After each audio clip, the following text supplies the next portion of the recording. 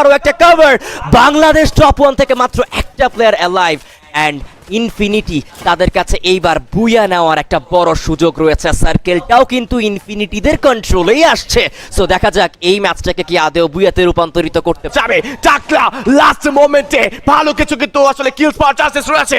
Reflex United তারা কি এবার থার্ড পার্টি করতে চাইবেন কিনা? Probably perfect third party ID যদি তিনি রিফ্লেক্স ইউনাইটেডের উপর ফোকাসড অন হয়ে যান বিপদ সেখানে টাকলা প্রথম নক প্রথম ফিনিশ করার চেষ্টা ছিল but I'd with a perfect finish right now. Now it's INDT versus team INF 4v3 এর একটা ফাইট।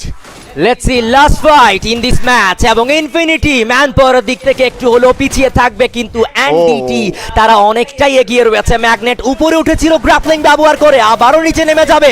ফ্লেক্সি ড্যামেজ দিয়ে যাচ্ছে ফ্লেক্সির সামনে player. Flexi taken down by Paradox. Majesty উনি প্যারাডক্সকে নক করলো, এডি মাইকিকে সেখানে নক করে ফেলেছে। কোন প্রকার মেজেস্টি হোয়াট ওয়াজ দ্যাট? একে একে ফিনিশ করলো এডি। তার কাছেও কিন্তু সেখানে আমরা এলিমিনেশন দেখেছি। 1v2 ফাইট সেখানে কিন্তু উনি